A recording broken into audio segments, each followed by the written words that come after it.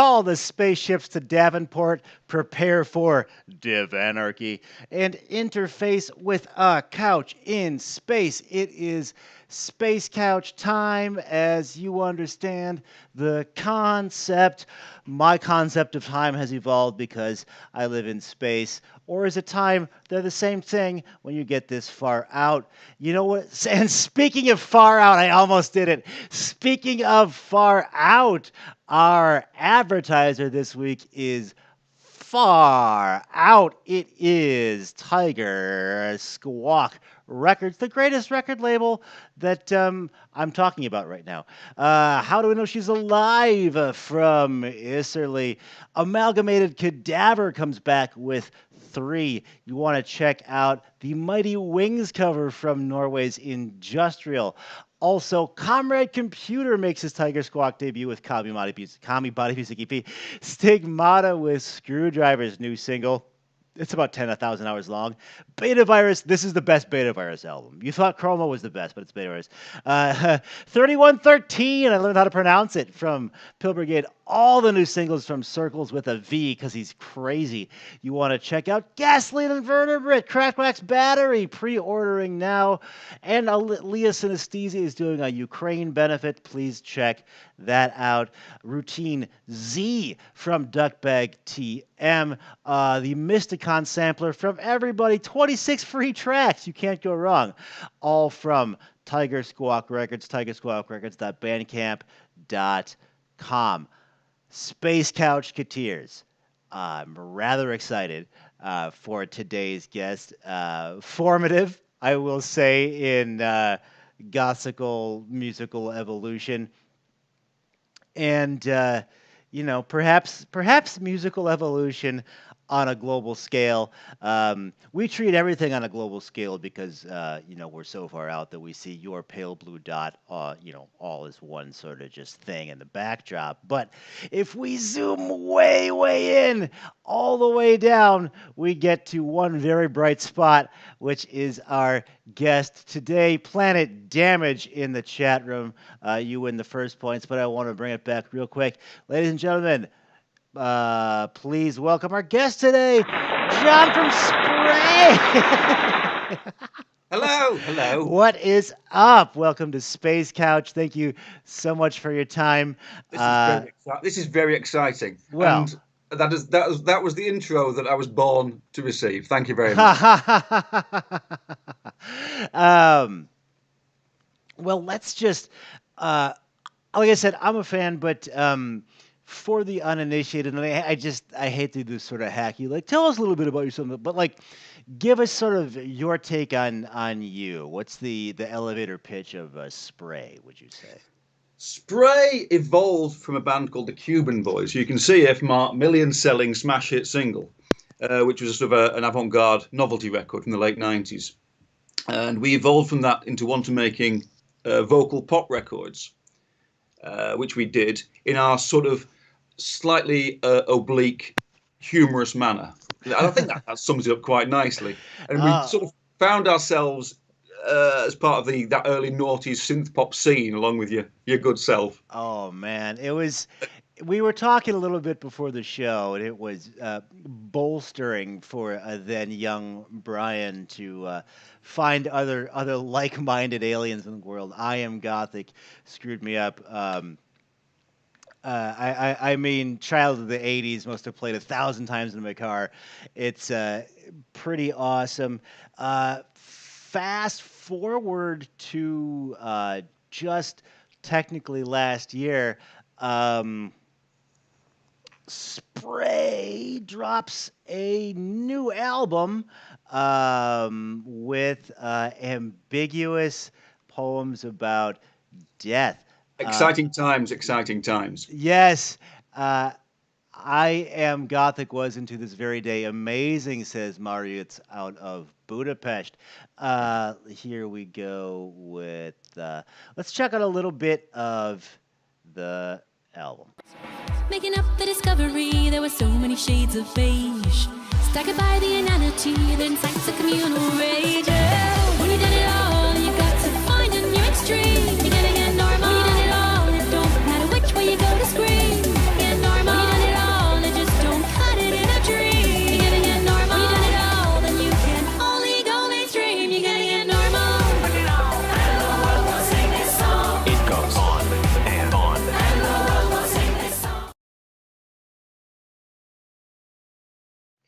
There we go. Cool, cool. Yeah, I gotta. You might see me hunched over the space controller here, so we don't hurtle off into the sun, and that would ruin the episode if I was killed It'd on be live terrible. TV. But that's okay. Funny. So, speaking of death, ambiguous poems thereby.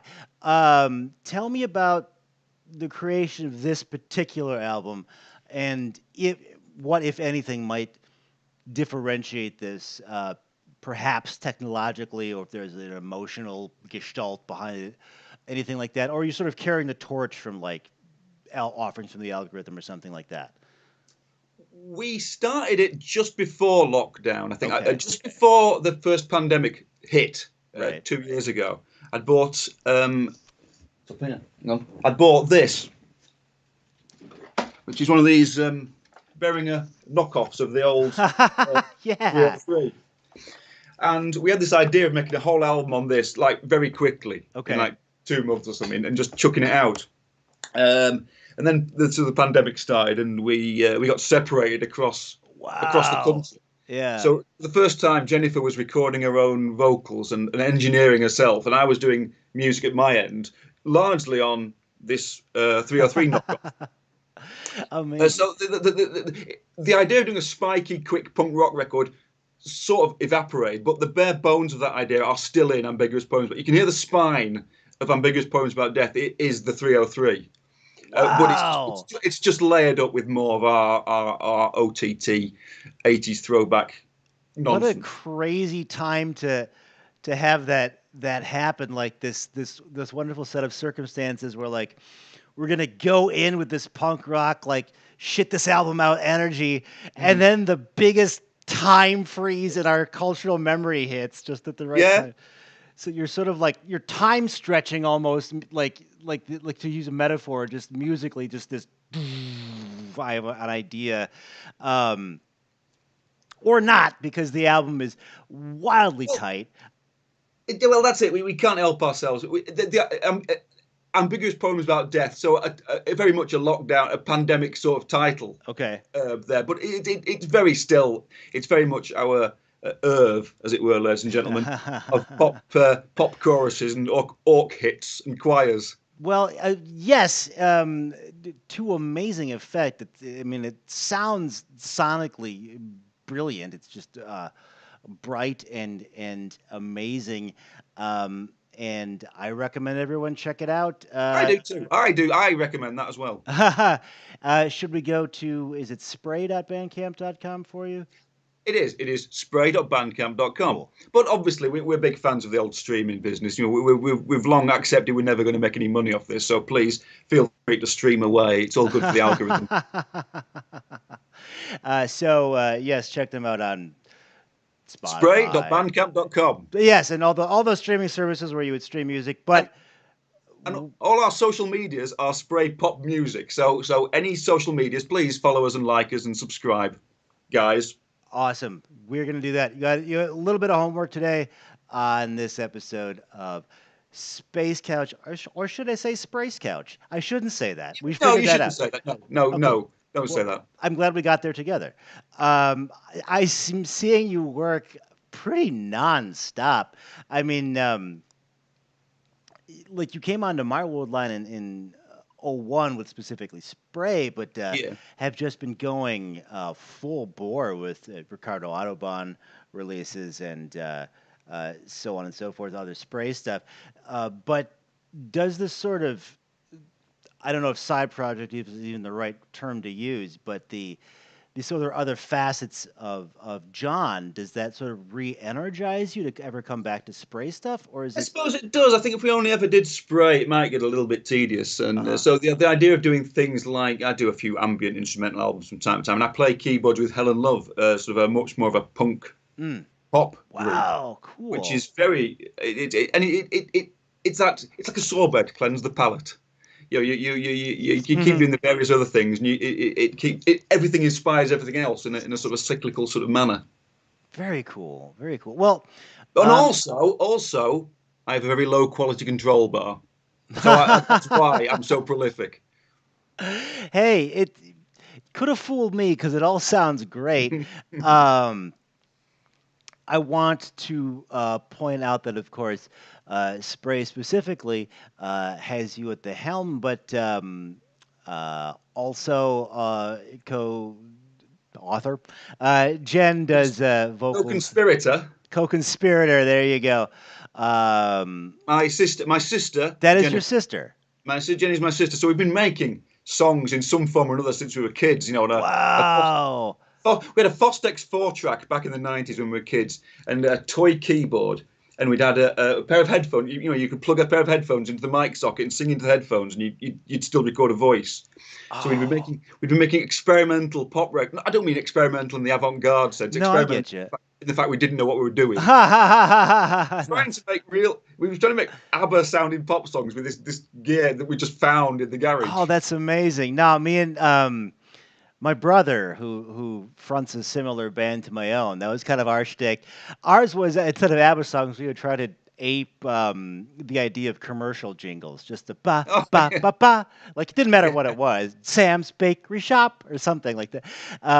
But that's interesting. That I may be projecting a bit, but I was just wondering how you would even come up with the idea of something like. Let's do a song trashing TED Talks, but perhaps that sort of familiarity you have with your band partner allows those weird ideas to come to the surface. You don't have to, like... we do. Every time anybody says something zany, I do write it down as a potential song title. So there's a lot of that going on. But TED Talk specifically came from Jennifer having a day job and having to suffer these TED Talks. Amazing. And it's like an outlet. It's like a punk rock outlet. It's so good. I love that track. Mania. Everyone check that out specifically. There's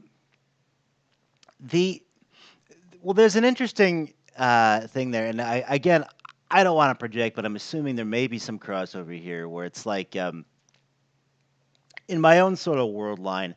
I'll do I just did an animal themed album called Animal Songs because I'm creative, but a lot is spent on in reviews specifically is spent on like this crazy band did a song about animals and like the subject matter, or like this is a video game band, and a lot is spent on lyrics.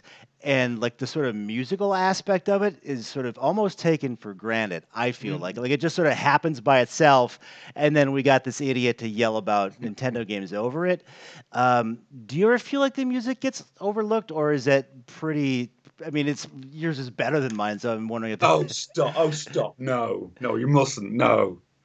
Sometimes, but it never particularly bothers me. You're sort of also aware, having been in the music biz, the biz, as it were, on a major label, you sort of know how everything works, how everything's perceived, and so you grow up with that. And I don't mind it, but yeah, I often do these as aforementioned instrumental albums just to sort of prove I can. Okay, I can do it. cool. Just it's showing off best. It's showing off best. Well, you got, and that's you're flexing other muscles. You don't want to like just completely. You don't want to be slightly oblique. Bring it back in because that's what you said earlier. Wow. Flexing other muscles. It didn't really work. That's okay. No. It's close. Good enough. That's kind of our byline here on Space Couch. That'll do. That. Well, reaching for my magical space controller because we've spent enough time on talking about how Space Couch is average. I want to show you something that is beyond the stars. Let's check out a little bit of the video for the big idea. And you run, fighting a fight from everyone because you found it, and the big idea will be engineers for the pioneers, by the volunteers, and the big idea will rock and change the world,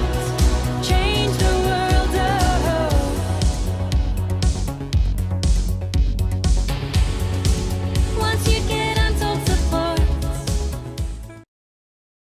And we're back. All right. So tell us about the creation of the latest of your wonderful music videos. Well, we music videos. Yes, that was done in our parents' back room with a green screen. Nice. I mean, 2 passes as well. We did 2 passes. Oh, playing wonderful. live. Then we sort of forced ourselves to do another couple, but we don't have a great attention span. I'll put it Okay. that way. So we get bored very quickly making videos. So we do 2 passes, maybe a few more cut-ins, and then we try and fix it in post. I Hell think yeah, no, that's the way we do it. But the technology nowadays that you can film that on your phone, and it's broadcast quality. It boggles the mind, ladies and gentlemen. The mind is it kind of does. if we'd had this technology 20 years ago when we were doing stuff, life would have been so much easier. It's unreal, right? Like even from a musical standpoint, just like discovering whatever Front 242 in high school, and you're like, I don't even know how these sounds are made. Like Yeah, this is blowing my mind. And now there's full production studios in your pocket. Well, you certainly are using technology to an amazing effect with Spray Social Mondays. These are these are tons of fun. I want to back up and do my due diligence. Those wonderful shirts you saw in the Big Idea video are for sale at spray.bandcamp.com. There's one here, look. Oh, look at that. Okay, so not plastic only bag and everything, ladies and gentlemen. you can 2 exciting colours. in 2 colors, both of which featured in the music video. So you can not only support your favorite band, you can take home a piece of their music video as well. It's like double value. It's crazy. I mean, What more do people want from us? I mean, it's unreal. I mean, the pound is at about $1.50 right now, and you get 2 values out of your spray shirts. You're just kicking ass over there right now. I tell you what, and also, if I've got any stickers left, I'll put some stickers in the package as well. Oh my, that's the Space Couch Honest to God, difference. spray stickers. Can you imagine such a thing? I can't. Like I'm honestly really excited about the prospect of stickers. I'll send you some stickers, obviously. Whoa! Joker's pal. This is the best Space Couch ever. And it's Sunday, but as far as I understand Earth concepts of time, it's Sunday here in I shouldn't say here, out in space, it's whatever. On my terrestrial base in Boston in the United States, it's Sunday. Mondays now feature, when available, Spray Social Mondays. How did these get started? Well, that's our exciting, what would one call it? Project? I don't know. Fiasco? Who can say? Again, a lot of these things are to try and keep us motivated. Most bands have somebody who's very proactive and somebody who's very behind the scenes, but with Spray, neither of us are particularly proactive. So doing Spray Social Mondays and sort of forcing us into doing stuff every week does keep our mojo rocking, I think, as the kids say. Your mojo is peaking and clipping right here, man. It's this is just a few episodes, if that's the right nomenclature. That I smashed together. Here's a little bit of Spray Social Monday. Excited. Well, if I don't. Oh no, we're going to crash into the sun. Hello. Welcome to another Spray Social Monday. There's a lot to say this week, so I'm basically going to recap a lot of information you've already heard. But because there is no real new information this week, there'll be a lovely treat and a lovely surprise right at the end, so stay watching.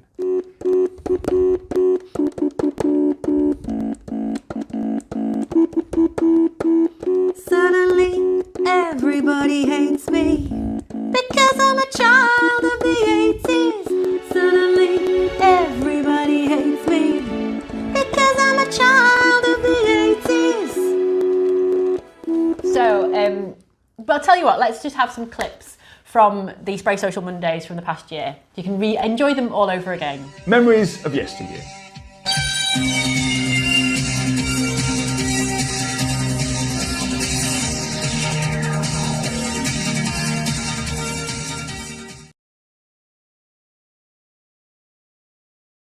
Live feed. Sorry about that delay in coming back there, but I was just, wow, I didn't know that you had such motorcycle gun skills. That's, We keep a lot of stuff under our hats, just because we don't really like to, Okay. brag. Well, I'd only ever prepared music questions, but yeah, We're very humble people. Well, I'm finding that out. We'll have to, in as much as the government will let you talk about it, we'll have to get into the whole solving crimes on motorcycles thing. But Spray Social Monday, super fun. The improv. Again, it's because the technology allows it. It's this incredible way you can do things very quickly and very very spontaneously and get it out to literally dozens of people. All 13 Spray fans will see that, and it's a fun thing just to keep us. Well, you on the are ball. upping our audience by 12, so I definitely appreciate that. Yeah, it's the best. Like I never thought I'd have a TV show that I can do from my apartment. No, yes, space. It's amazing. I mean, space was inevitable, but it's really the broadcasting it to people on the internet that's blown my mind. Speaking of people, you play keyboards for help me on the pronunciation. Is it Vayon? Vion. Well, nobody's really quite sure. The first time I met them, I said they'd be household names if anybody could pronounce it. And despite that, they asked me to join their live combo lineup, and it's been great fun so far. We are just busting out shirts today. Vion. You can have that, a household name if anyone could pronounce it. Even though that was John's, I just volunteered it on his behalf for your shirt. But you're playing keyboards in this band. Yes, not only Helen Love, but this band. It's very unusual because Spray and to a certain extent the other bands I play with, like Helen Love, they thrive on chaos. There's a lot of it's all just turn up, plug everything in, and just see what happens. But with Vion, it's very precise. It's very very technical. And I don't know if you've seen Vion, they're a brilliant live band. Apart from me, just the visuals, the lights, the lasers, sort of the smoke. It's a thrilling night out all round. I'm just stood at the back prodding things. But it's very precise and technical. Everything happens at the right time, and it's a new experience for somebody as slapdash as me. Oh wow! Yeah, that would be a whole new day for my live approach as well. For as much as you try to plan it out, well, we will check that out for any shows. Check it out, as they say. May or may not be occurring in the future.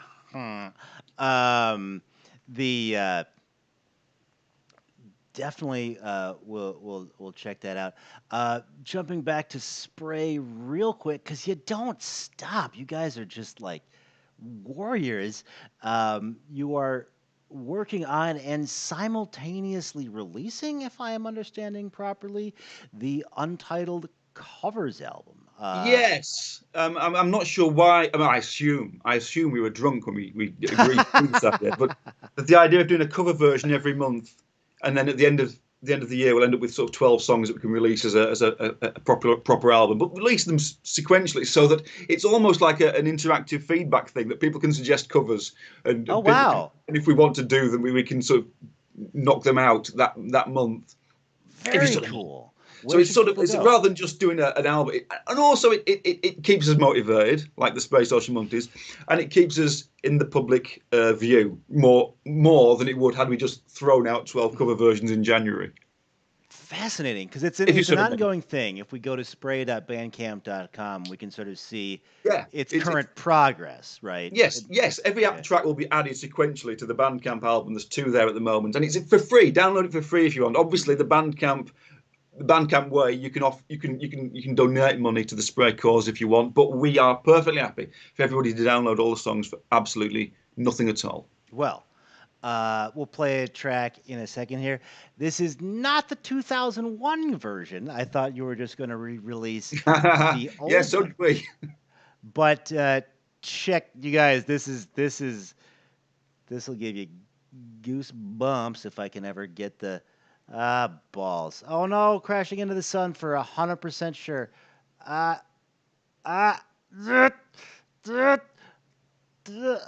Okay, sweet, collision avoided. We are no longer crashing into the sun. Thank the Lord.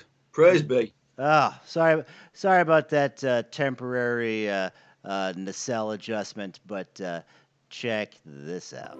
Always, I know you'll be at my show, watching waiting, commiserating. Say it ain't so, I will not go. Turn the lights off, carry me home.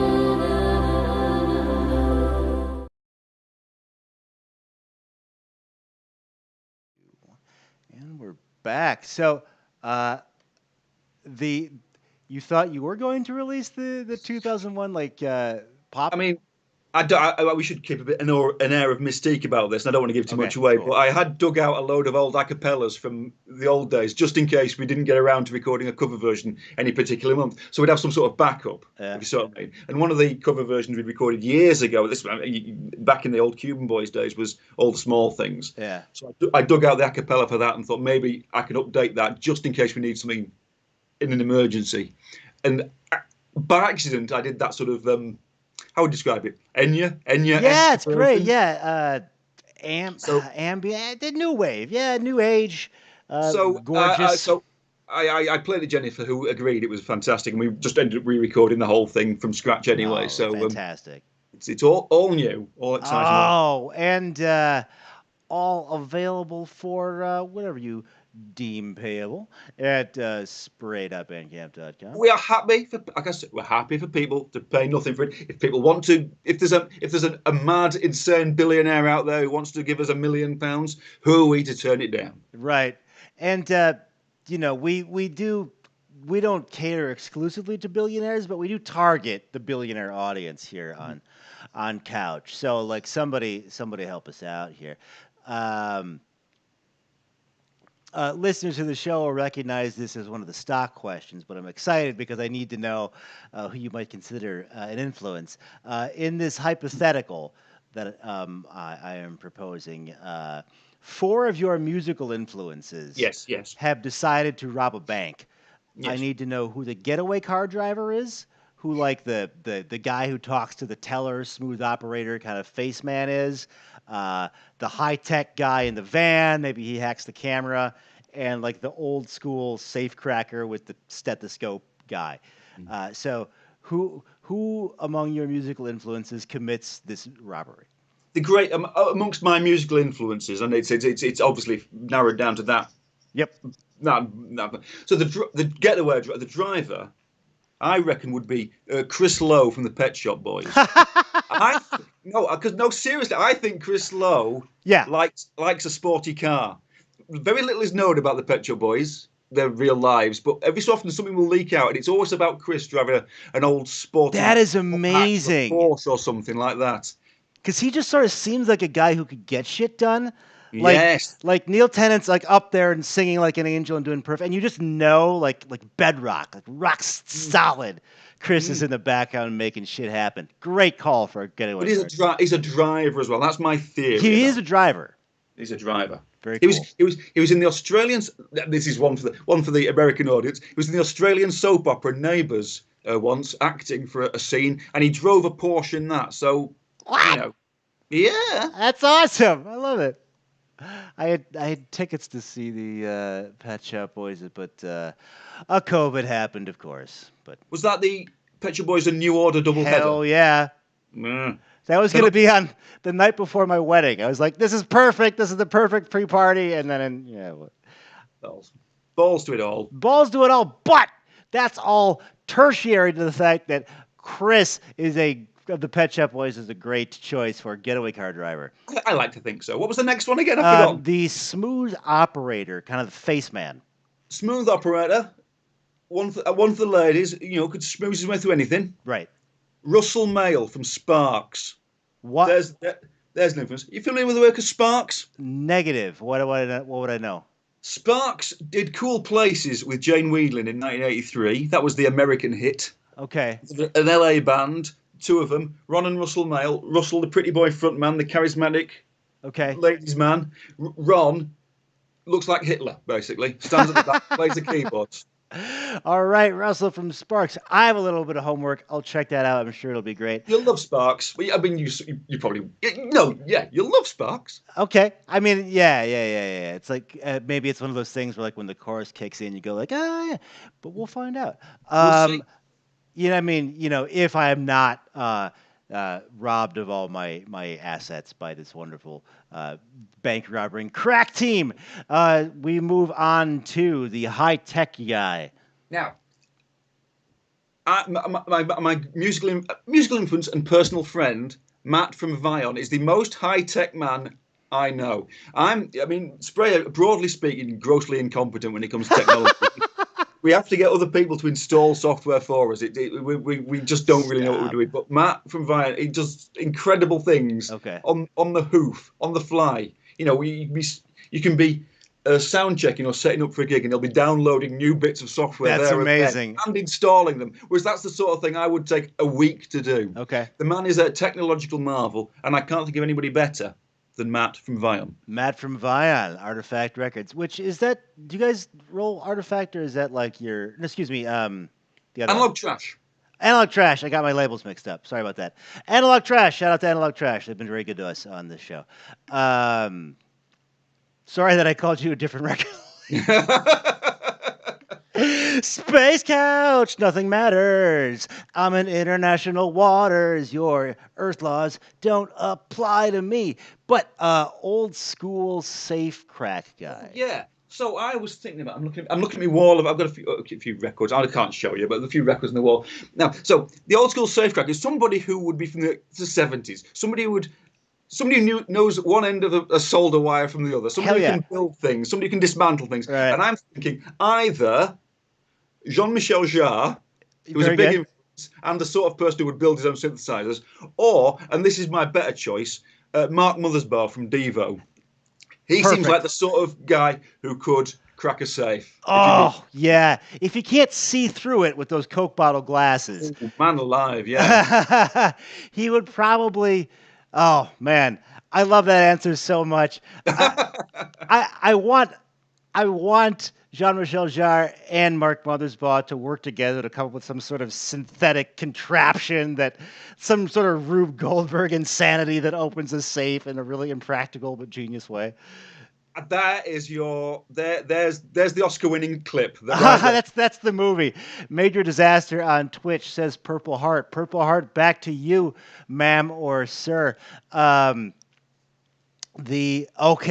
So look for the upcoming amazing musical cinematic masterpiece about the musical influences of Spray robbing a bank, with Matt from Vion, Russell from Sparks, Chris specifically from the Pet Shop Boys, and of course the Jean-Michel, the knockout. Like, what's the scene? Like, they both they can't get the safe open, so like they got to call in an expert because apparently they have all day to work on this bank robbery. I haven't figured this part out yet, but I'm just excited for that answer. Well done, thank you. I do what I can.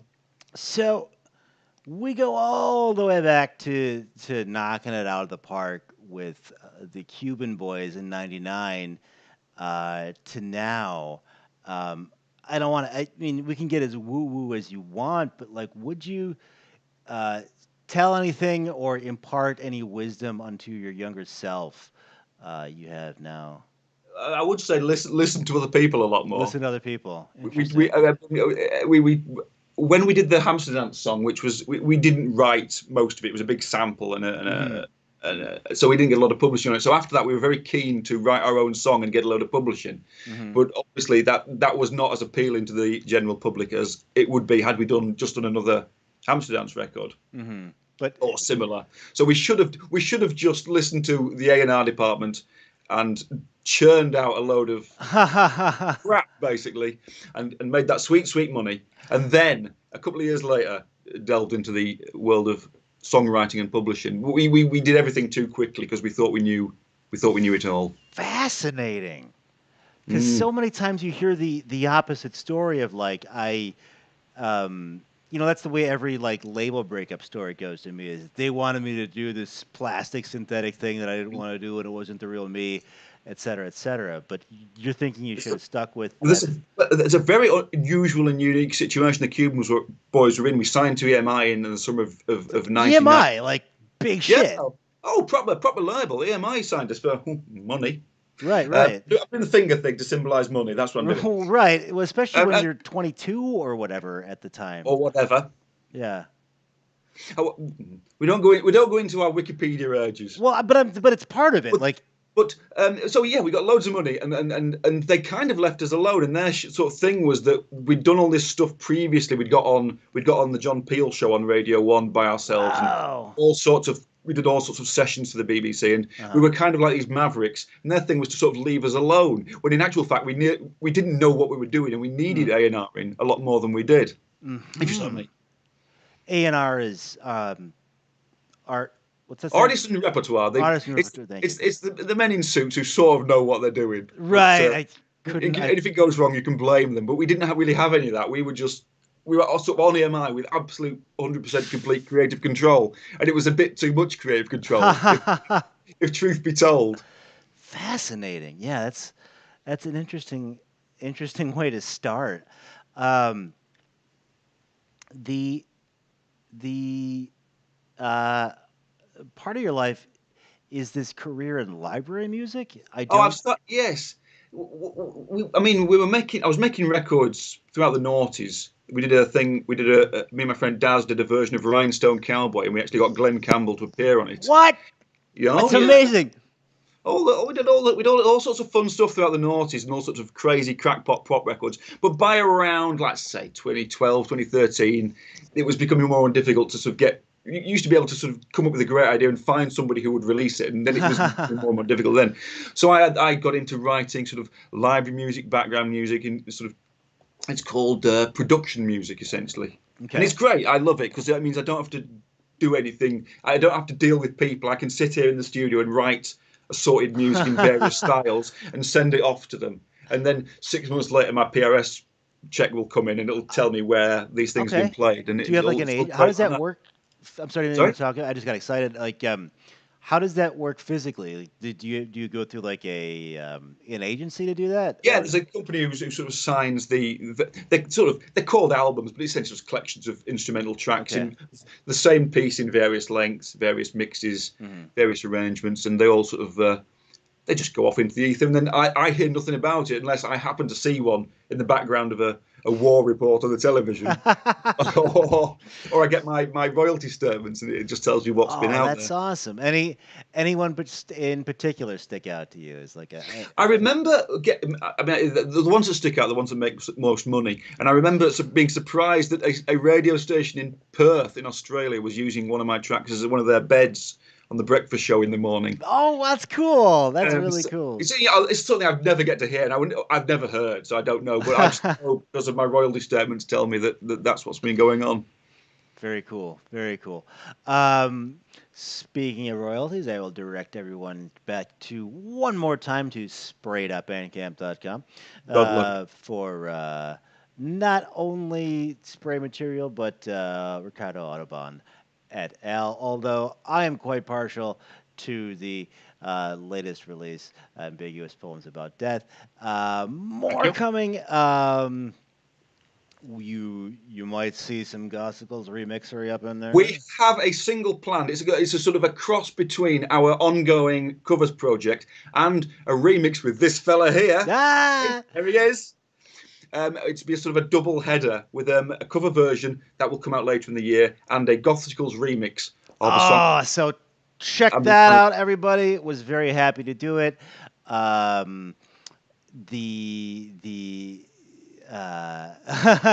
Just another way in which the internet makes weird shit happen. I just posted about how I was so enamored with Ambiguous, and then that led to this wonderful episode.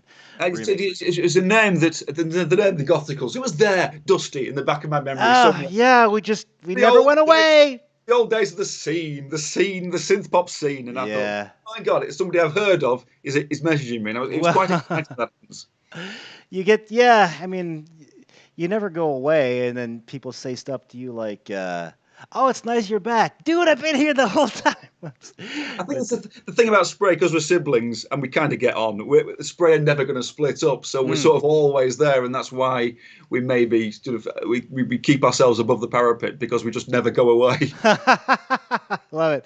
Shout out to our own C64 programmer Fur Roy is in the YouTube today.